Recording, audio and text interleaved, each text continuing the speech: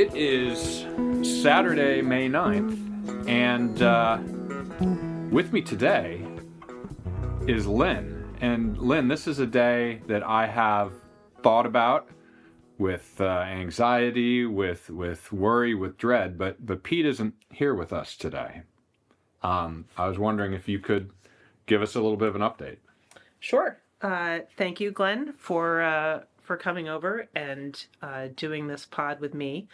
I think that this will be a briefer segment than you and Pete have done in the past, because we are still thinking about what we would like to communicate on the pod going forward, because Pete is not on the pod anymore.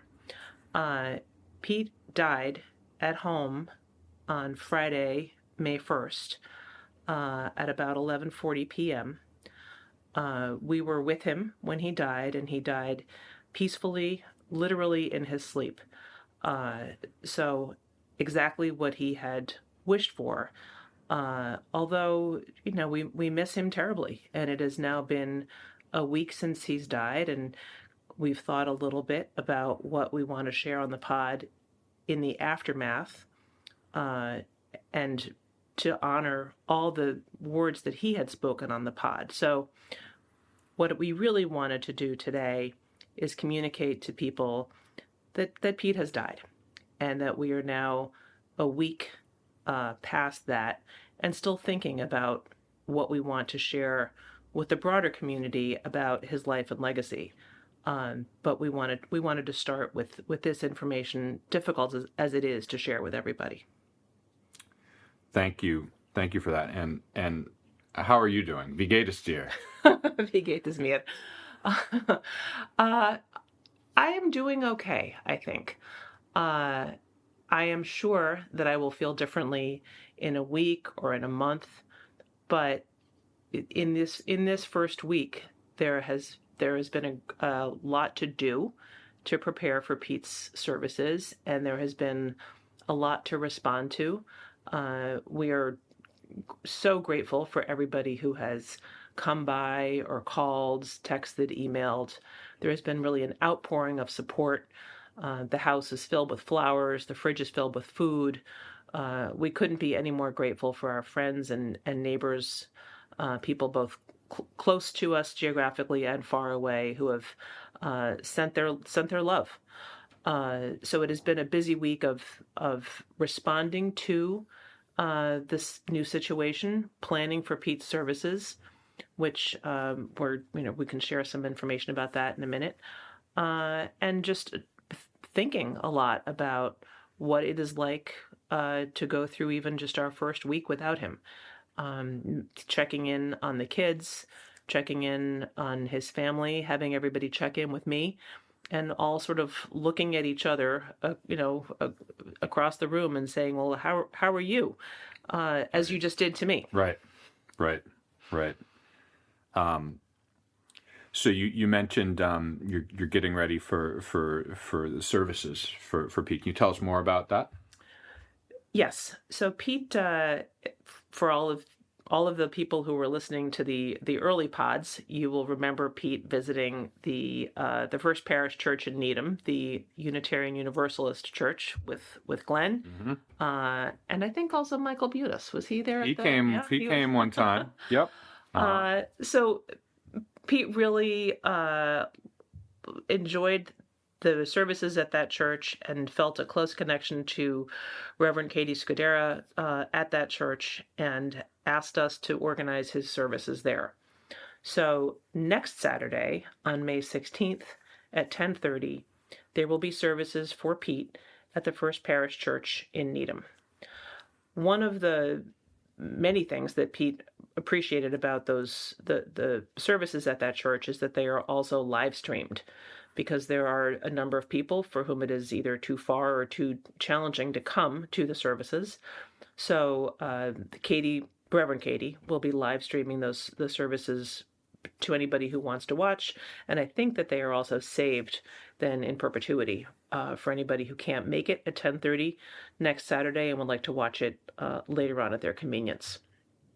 So that's Saturday, May 16th at 10:30, and I'll make sure we include the live stream link in the show notes. And yeah, if it's available in perpetuity, we can we'll link it in future episodes as well. That's really nice. And I know that the reason that Pete and I decided to go to check out the First Parish, I had met Katie, and the context of that was services for my neighbor's daughter, adult daughter, and I sort of instantly formed I don't know, connection, but just she really struck me as an amazing person and someone just with a way with words and strength that I don't know, it almost feels like coming full circle to have the opportunity to hear her and everyone else talk about Pete. I'm looking forward to. I'm dreading and I'm looking forward to. So it's a conflicting kind of, just like ALS has been conflicting in a lot of ways. I guess that pattern continues, but it's going to be really special. I hope so. Pete was clear that he didn't want a funeral. He wanted a celebration.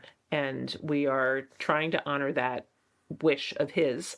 You're maybe being too modest, Glenn. You will also be playing music. That's true. At the celebration, and we will have several people speaking, eulogizing Pete or sharing reflections. But Pete wanted music to be a big part of the service, and that is its own challenge for live musicians. It is. The live stream. No promises about the live audio quality, but Unclaimed Freight will be there representing, and we'll be playing a couple songs and filling the air with some joyous music. So that'll be lovely as well.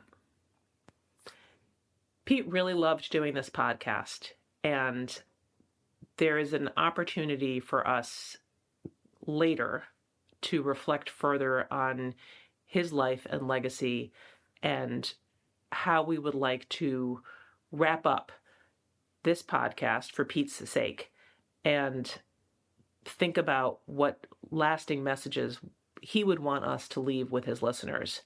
I think the immediacy of his death makes it too soon to reflect in a genuine way about what we would really like to think about when we think about Pete. But I do think there will be an opportunity to come back to this. So this is not our last pod. There will be at least one more and maybe several more as we think about how to honor his endeavor with this podcast with Glenn. I think it was an important part of how he spent this last 8 or 10 months of his life, and we want to make sure that we end on a note that he would be proud of.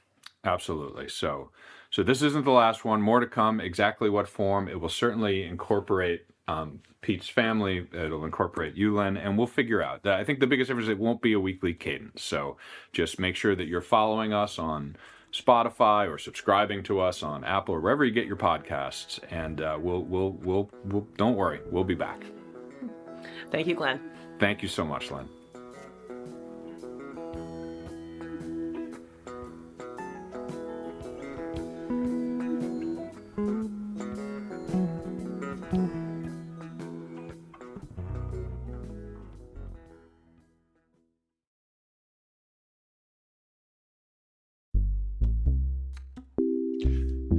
And that's a wrap of our first episode without Pete.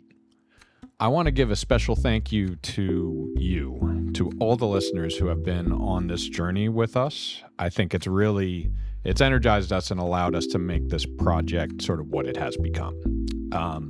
In the future, our cadence will be more irregular, but we are not done yet. As Lynn mentioned, services for Pete will be live streamed on uuneedhim.org, and that's this coming Saturday, May 16th at 10:30 a.m. If you'd like to leave a message for Pete's family, you can do so at our voicemail line. That's 508-261-5333. I'll find a way to share those with them. If you'd like to make a donation in memory of Pete, you can do so at ccals.org/donate or at als-ny.org. We've got all those links in the show notes, as well as a link to Pete's obituary. Pete, I miss you already. Love you, buddy.